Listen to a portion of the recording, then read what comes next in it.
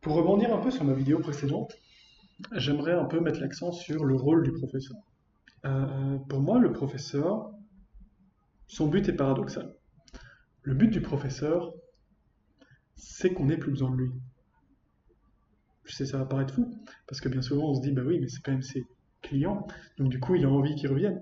Pour moi, le bon professeur, c'est celui qui arrive à faire en sorte que, après 2, 3 ans, on n'ait plus besoin de lui. Il a tout transféré. Évidemment, il y a aussi le côté suivi, hein. Je suis pas, enfin, je donne vraiment cours depuis beaucoup de temps. Je sais qu'il y a ce côté suivi, qu'il y a ce côté, oui, mais au moins il vient toutes les semaines, du coup, je dois prester chaque semaine. Il voit mes efforts, il voit mes évolutions, et tout ça. Mais il faut bien comprendre que le professeur n'est que là pour guider. Je l'ai déjà dit brièvement dans une autre vidéo, mais je trouve ça important de le rappeler. Le professeur n'est pas là pour dire fais comme ça. Je crois que ça, c'est la chose la plus crispante qu'on ait jamais fait dans toutes les matières possibles et imaginables. Mais en art, c'est encore plus vrai. Pour moi, le but du professeur, donc, c'est de guider et d'ouvrir à la critique, au sens critique. Et là, on va devoir rentrer un peu dans le côté philosophique de la musique et de la vie en général. Qu'est-ce que le sens critique? Ben, le sens critique, c'est se faire une opinion. Se faire une opinion, regarder un peu qui dit quoi sur ce sujet. On va parler de choses. Là, je vais parler de musique, mais on pourrait vraiment très bien le traiter sur autre chose, hein. Mais par exemple, sur une sonate en particulier, la sonate de Grieg, non, elle n'est pas assez connue, je ne vais pas la prendre. La sonate au clair de lune, moi, elle m'évoque bah, justement quelqu'un qui médite pendant la clair de lune, sur un lac, qui regarde la pleine lune et qui se dit oh là là, ma vie, c'est quand même particulier, j'aurais dû faire ce choix-là aujourd'hui. Pour quelqu'un d'autre, ça va juste être quelque chose de très très romantique, de ah, la première fois que j'ai vu ma compagne. Très bien. Ça peut être une vision qu'il faut apporter. Il y a une autre vision. La vision, oui, mais dans son contexte. Qu'est-ce que Beethoven a apporté avec cette sonate vis-à-vis de l'histoire? Vis-à-vis de l'histoire de la musique? Parce que quand même, hein, quand on écoute, c'est ça qui est toujours choquant en fait. Aujourd'hui, quand on écoute Beethoven, on se dit, bah oui, oui, c'est de la belle musique, c'est bien pensé, c'est bien foutu, évidemment. Mais quand on écoute que 10 ans avant, même pas 5 ans avant, il y avait Mozart qui écrivait ces sonates hyper bel cantoesques et que Beethoven tape avec sa cinquième symphonie, ou même avec la sonate clair de lune, qui n'est pas très mélodique, qui est plus méditative, ça fait un choc en fait. Ça fait un choc de mais comment la musique a évolué. Ça aussi, le professeur doit l'apporter. Il doit apporter cette réflexion. Et donc du coup, avoir cette pensée critique, ça va vous permettre aussi de mieux situer tout, de mieux interpréter tout. Et je crois que le professeur ne remplit pas assez ce rôle. Ce rôle qui n'est pas de vous devez écouter telle ou telle heure, vous devez faire toutes ces choses magnifiques. Non. Plus de dire, mais regardez un peu ce qu'il y avait avant, regardez un peu ce qu'il y avait après, regardez ce qui avait déjà été fait sur ce thème, regardez la sonate qu'il a fait avant, regardez la sonate qu'il a fait après. Est-ce que c'est pas bizarre qu'elle soit là? Est-ce que c'est pas bizarre ce qu'elle a apporté? Tout ce genre de choses. Et si on le prend, et là je vais faire une aparté, mais si on le prend d'un point de vue plus global, qui, pourquoi il l'a écrit d'une certaine manière? Pourquoi lui a écrit ceci? Pourquoi Liszt a écrit un nocturne qui s'appelle Rêve d'amour? Est-ce que c'est lui qui l'a appelé comme ça? Est-ce que c'est l'éditeur qui a appelé comme ça? Pour l'anecdote, j'avais une élève espagnole qui m'avait dit, oh, c'est quand même incroyable, Granados et Albéniz qui composent comme ça pour piano, alors que l'instrument phare de l'Espagne, c'est la guitare. Tout à fait vrai.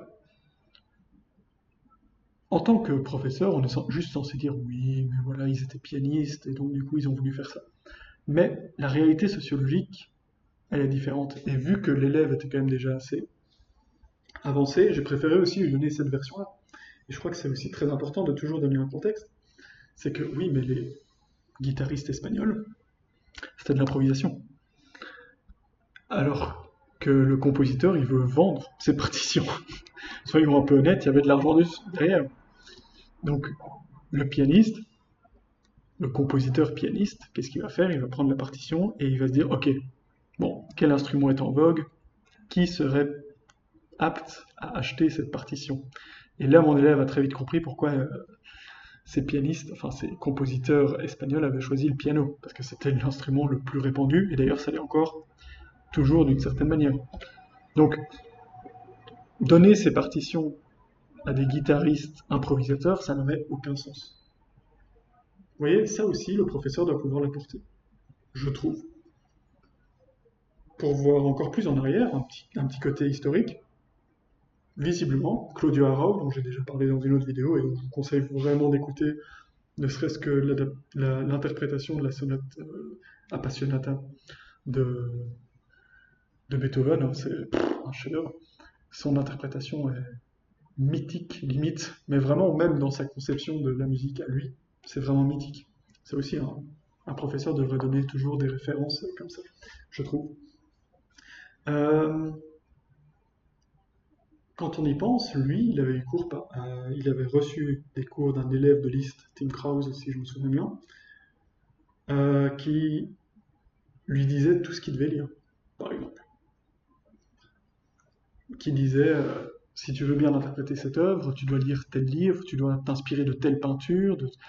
Ce rôle du professeur-là a un peu disparu, ce côté mentor. Est-ce que c'est grave? Non. Est-ce que c'est intéressant, par contre, d'y revenir? Je crois que parfois, oui, surtout avec des adultes.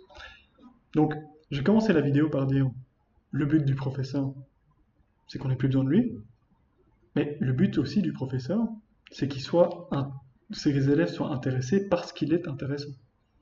Et que, au plus on connecte la musique avec d'autres sphères, comme la peinture, l'écriture, mais même la politique, l'histoire, la sociologie, si on veut, moi je le fais parfois, au plus l'élève va se dire, ah oui, oui, la musique quand même, certes c'est un bloc, mais ça se connecte à tellement d'autres blocs que ça lui ouvre en fait des univers, pas juste un univers musical, mais aussi des univers.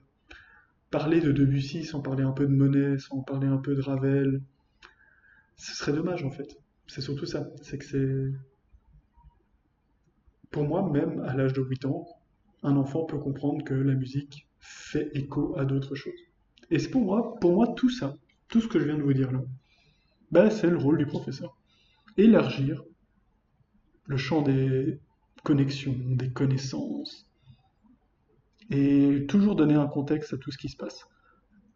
Quand c'est des petites œuvres pour enfants qui découvrent le piano, c'est un peu plus compliqué à faire, mais essayez. Vraiment, vous allez voir l'émerveillement que ça peut susciter à certains moments. Ou la satisfaction de ah, mais oui, oui, ce professeur-là, il se fout pas de moi, il sait de quoi il parle. Ce qui, je l'espère, est le cas quand vous donnez cours. J'espère que ça vous parle, et n'hésitez pas, hein, vraiment, n'hésitez pas dans les commentaires à me dire si ça vous parle ou pas du tout. Là, c'est un peu une aparté limite philosophique sur le rôle du professeur, même dans la société en règle générale. Mais je trouve ça tellement important, et je trouve ça tellement un gâchis d'avoir eu cours par des gens qui pensent que par piano. Et qui, très vite, m'ont moi-même, alors que j'ai été au conservatoire, hein, moi-même ennuyé, profondément. Et je trouve ça vraiment dommage, et j'essaye modestement, à ma petite échelle, de, de pallier à tout ça. Donc voilà, j'espère que ça vous sera utile et que ça vous inspire même d'une certaine manière, j'espère. Et on se revoit très bientôt pour la prochaine vidéo.